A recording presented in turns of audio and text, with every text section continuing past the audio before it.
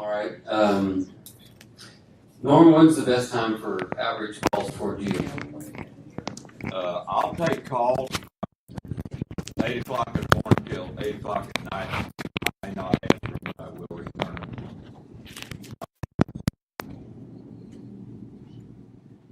Yeah, I'll take one, but leave your name and leave your telephone number. Leave your name, at least leave your name on there. My phone can figure out what the number is. Thank you. Thanks, Norm. What about you, Bill? What's the best time for you to be called? Probably from about 9:30 in the morning till 9:30 at night. How about you, Wright? When's the best time to call you? I tend to be a pretty early riser, so I have calls going on from 6:15 in the morning Dallas time, 6:30, 8 o'clock, 8:15, 8:30, and so anything beyond 8:30 would be good for me. Even early in the morning, I'll take phone calls, and up till about 8 o'clock at night. If I don't answer the phone, it's because I just couldn't stay up any later. So, all right. So, what other questions? Do y'all have questions for men and being in the program? Does anybody have any reflection on how they deal with men in the program? I will say that we had a situation where it was clear that one guy was showing up just to see if one particular one of our members was present that night. And the thing is that even though I totally agree with, you sponsor who got you to sponsor, and I once sponsored a lesbian woman, and that did not end well. I mean, she told me she fell in love with me. So it's not a hard and fast rule, so we need to really be guided by our sponsor and our higher power. But that in place helped us to just treat him like you have to talk to men. We gave him Norman's number. We just gave out a bunch of men's numbers, and he didn't come back. And that's probably a good thing because he wasn't there for the right reason. So it helps out in a pinch. Thank you. Anybody else have a I have a question. And if you know someone who, you're married to someone that you think needs this program, as a man, how do I want to say this? What gravitates you toward the program, and what would be things that someone might do that would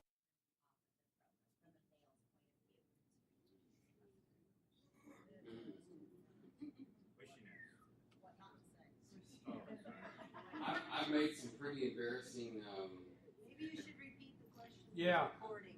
Good question. Yeah. So, Okay. So, if, Go up there. Yeah. Mike. You can do it. okay. All right. Say your name. I'm Carol, grateful compulsive eater. And what if you're married to somebody that you know needs this program and you love him more than life yourself? And he respects what I do, he supports what I do, he is wonderful in every single way. But he needs this program, and what is it from a man's point of view that I could do to, I guess, attract him to the program? And at the same token, what should I not do to turn him off? Well stated. Yes. I'm Bill, compulsive eater. Bill. The thing about doing this is that in compulsive eaters, like in other programs, we carry the message, not the compulsive eater. Thank you. And by being an example, I think is about the only way we can convince someone, that if we're losing weight and we're following the program and making the outreach calls and everything, that would be my only solution to it. But we definitely carry the message and not the compulsive feeder. So if they make it or they don't make it, it's not our responsibility one way or the other. In another program, there's a lot of suicides, and in sponsoring someone that commits suicide, we carry the message, not the alcoholic or the compulsive feeder. And I'm going to give it back to Rob. Thank you, Bill. My name's Mike, and I'm a compulsive eater. Hey, I got a wife and a daughter and possibly a son that need this program in varying degrees. They are constantly, the three of them together are constantly trying stuff. They've got a deal now on the computer where they check calories eaten and all that kind of stuff. They have watched me for 15 years. Never have they ever asked about the food program.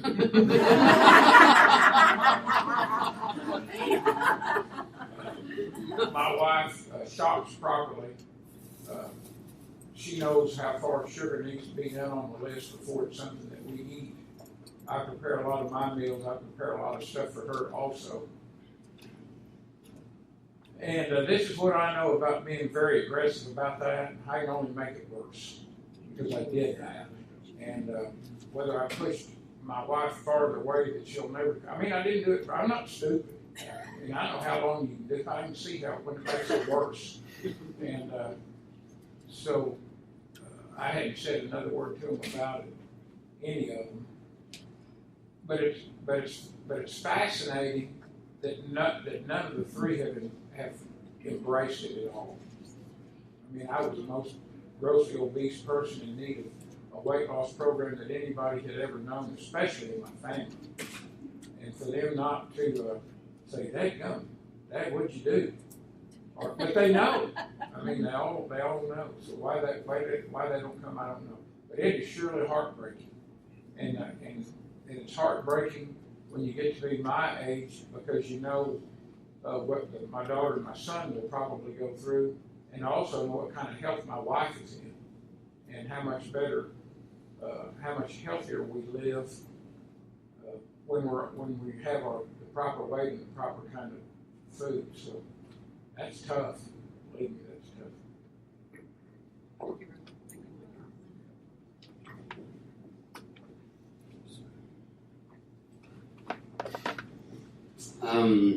Well, I was going to say that when I was pretty oblivious to being respectful to, I was trying to present the program and giving them, I was like handing cards out to people that I didn't know. Yeah. And that was like, if I could find them, I'd apologize to them, because it was like, you need this, oh, man, these people are probably just cringing. I'm handing them this stuff. So my brother, he and I looked identical for a while, and when I got in the program, things drastically changed for me, and he accused me of joining a vegetable cult.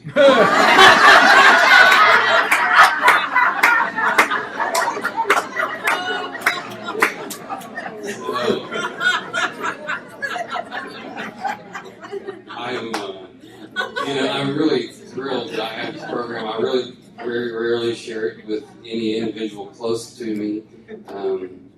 One of the things that I used to kind of think about was if I can't be a good example, then I'll be a warning. So I'm trying to be a good example. I think the minimum that I have to operate with in terms of what I do is the minimum is respect, and anything less than that, I think, is it's abuse. So I'm sure that if I keep that in front of me, I'll understand that my responsibility is to be a good example. And so right off here. Hi, everybody. I'm Adam. Hi, Ed. Sorry. Hi, everybody. I'm Ed. I'm a compulsive eater. Hi. I think that was a really wonderful, tough question, but what I've learned is that the absolute hardest person to convince is somebody in your family. You know, we have to really work on just those who want this program. I really would love to say this is a program for people who need it. I've sponsored people who say, I need this program, but they didn't want the program. And so they came up with wonderful rationalizations and excuses and, oh, but can't I just do this? And I had this sponsor who used to say, slither, slice, slab, slob. And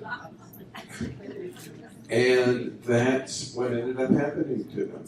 They just went for that extra slither. Next time they went for that extra slice. And then they went for that extra slab. And then they were gone. So the best thing I can do, and I'm super blessed to have this wonderful wife in program in recovery. But we've gone the other way too, that when we were in relapse, we were both in relapse, and God help people.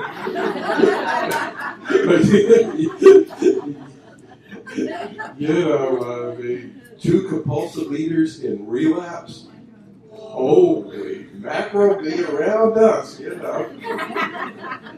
So anyhow, the best thing I can do for my marriage and my program is to work my program to the best of my ability and do the 7 tools and lighten up, which is something that's really, really hard for me. I'm going through a lot of stuff now, but I'll share that at a different time. Thanks. Thanks, Ed. Hey, Richard, come on up here. Thank you. Thanks. Richard, compulsive eater. I'm just going to say timing is everything. And one of the slogans that I love, speaking of slogans, is I'm responsible. And I forget the exact wording, but when somebody reaches out, the hand of AA or the hand of Cea-How in this case is always there, and I'm the person that has to be there. So that moment of clarity can happen at any time. For me, it's typically been around a time when health was a big issue. Something happened. They told me I had Barrett's esophagus. I was ready to listen to just about anybody. They told me I had type 2 diabetes. I was ready. So if it was my wife at the time, or it was a newsletter or whatever, the timing was the issue. And I think letting it go and leading by example, other than that, is the new thing. So those two things, I think timing is important. Thanks. Thanks, Richard.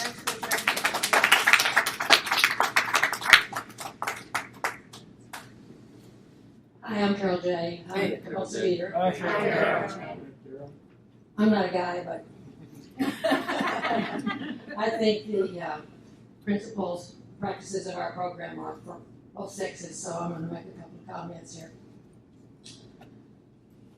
I was taught that the biggest persuader in the end is the disease itself. The thing that's going to most motivate me to take that step, open that door and come in this room, is the gift of desperation. Being at the bottom, hitting bottom, they say in AA. Hitting the brick wall. That's what's going to motivate me more than what some people have said. But some people are blessed to be 12-step, that's what they call it in AA. 12-stepping is where you try to talk to people about whether they would be interested in what you're doing. And it's tricky business. It's very tricky. But I was 12-stepped. And when I hit that brick wall, it was the gift of destiny. It was the brick wall. It was my bottom that caused me to come into the rooms, of 12-step rooms. But someone had talked to me about the rooms before I got there. That's how I knew how to call.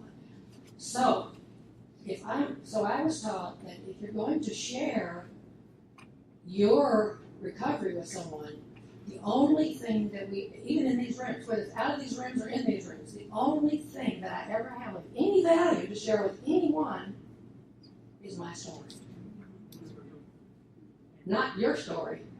You know, your fact. You need to go to Cea-How. That's not 12-step. The only thing, and it's the most powerful thing that we have, and it changes us, it changes people around us. We've seen that in the Me Too thing that's going on now. Just tell your own story. This is what happened to me. This is what it was like. And this is what changed. And this is how I am now. And I owe it to this experience. I owe it to this program.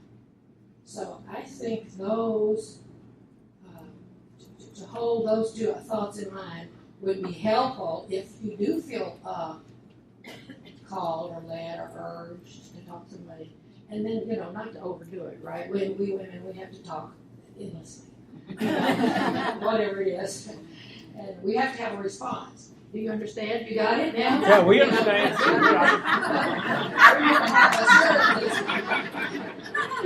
So, that would be another suggestion. But I have never been very particularly comfortable. I love this program, and I've done a number of things in the program. I've been blessed, just a miracle.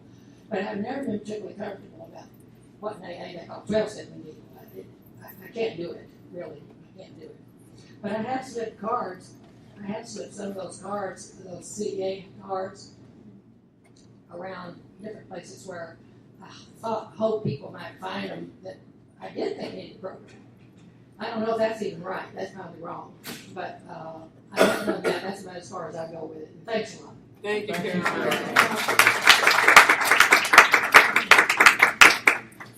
Okay, so I've never heard the term 12-stepping, but Who are you? I'm Tammy from Utah. But I know that I waited 40 years when not knowing what was wrong with me and why I was crazy eating and all that. And it took me 40 years to learn about Cea-How. So for me, it's very important. I want to share, and I'm not embarrassed of 12-step at all. But what I don't want to do is I don't want to hurt anyone. And I heard Mike say, so my question is for you, Mike. You said yesterday something about you and your brother went and grabbed all kinds of people. And I think everywhere I go, I want to talk to people about it, but I don't want to hurt them. So what do I need to do? And I'll definitely be like, hey, just like this only thing I can think of is, hey, I know you don't know me and I really don't want to hurt your feelings, but I've just lost 99 pounds. And can I tell you how it doesn't cost them if you don't, when you're ready, if you're ever ready, here you go.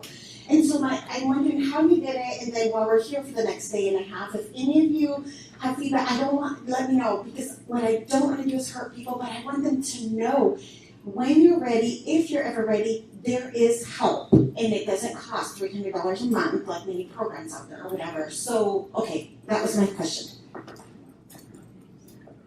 Thanks.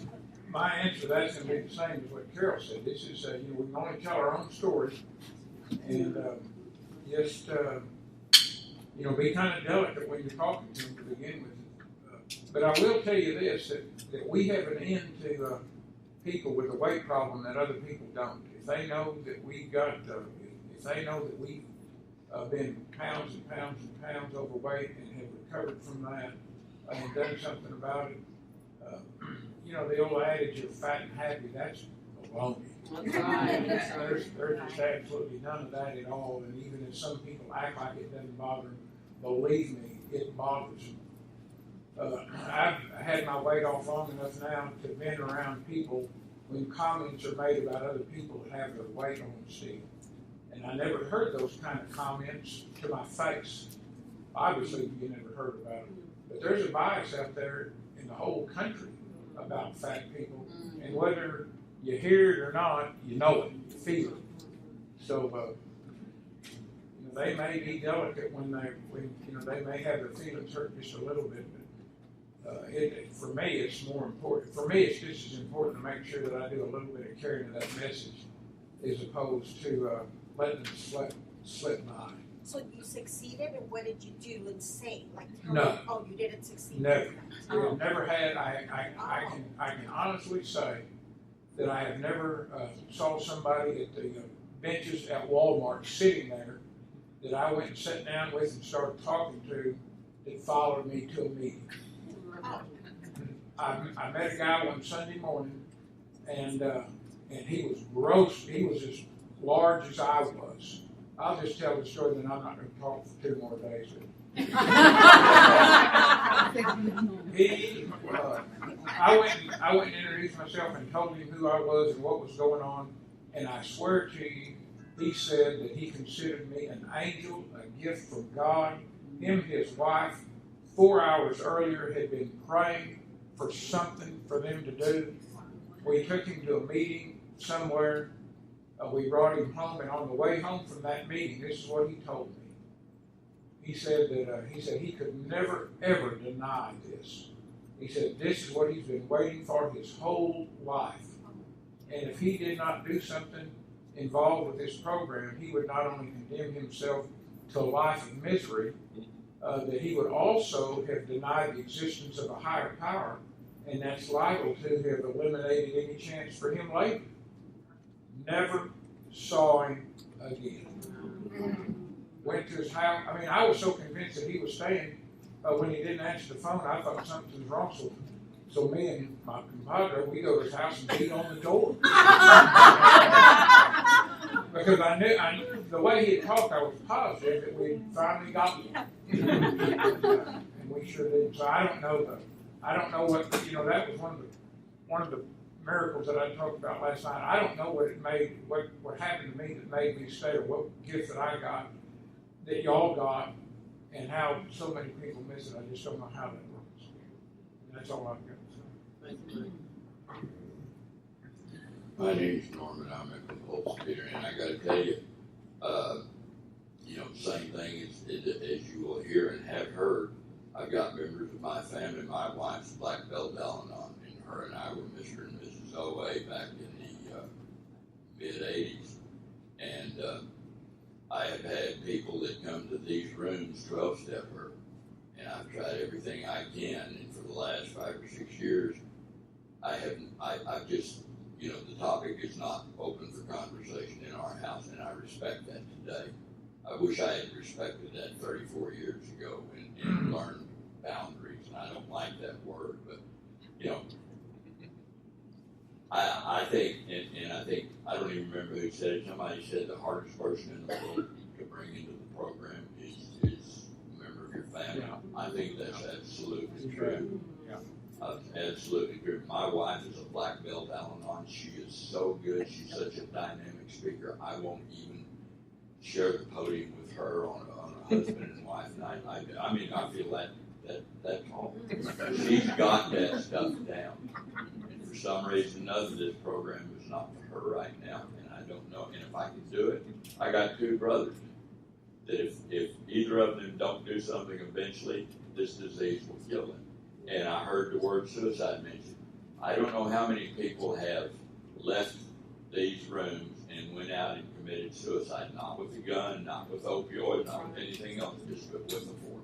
With a pizza. And then they'll go from a sliver of slice to a slab, a knife, and we've heard the stories and we know what it's like. And if anybody ever comes up with the answer of how to get those people in here that need it, I would love to hear it, but it is not for those who need it. It is for those who want it. And I wish I could find them. And I'm hoping that some of those people that we've talked to 10 years ago will say, hey, I remember somebody talking about such and such, and he told me, and he showed me a picture, and he showed me. But I have yet, nobody has ever come up to me and said, I'm glad. I will tell you what has happened. There are some people that I've made outreach phone calls to on a consistent basis that were not in the program. and they have come back. There are people that I have made outreach phone calls to, and I remember this as clear as mud. Wright told me that he called the number, and his wife answered the phone, and she said he died. And he did not die from changing a flat. He died from this disease. So it's deadly, and I thank God it's a deadly disease, because if it wasn't a deadly disease, I wouldn't be here. I did not come here to get spiritual. I accidentally got spiritual from being here. But I came here for one reason, and that was to lose weight. And if somebody just said you need to do this, I knew it was like a 12-step program, but I didn't know what 12 steps were until after I got in here. No. And if I'd have known what it was, I probably wouldn't be here today. So if anybody wants to start off a conversation about spirituality and somebody that's overweight, don't do it.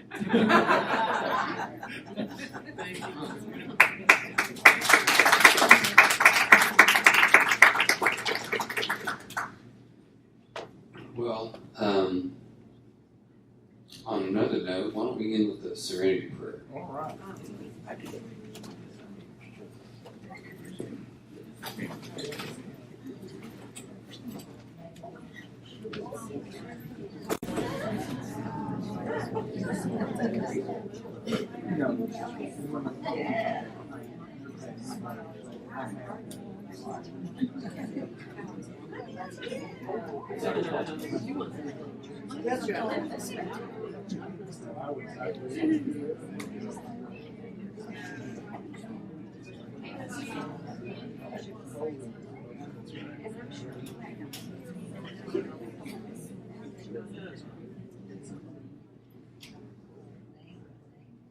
God, grant me the serenity to accept the things I cannot change, the courage to change the things I can, and the wisdom to know the difference.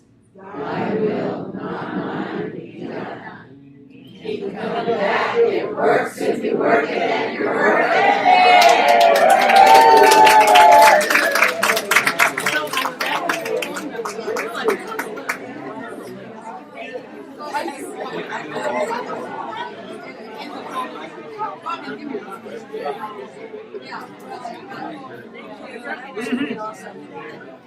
Thank you for being here.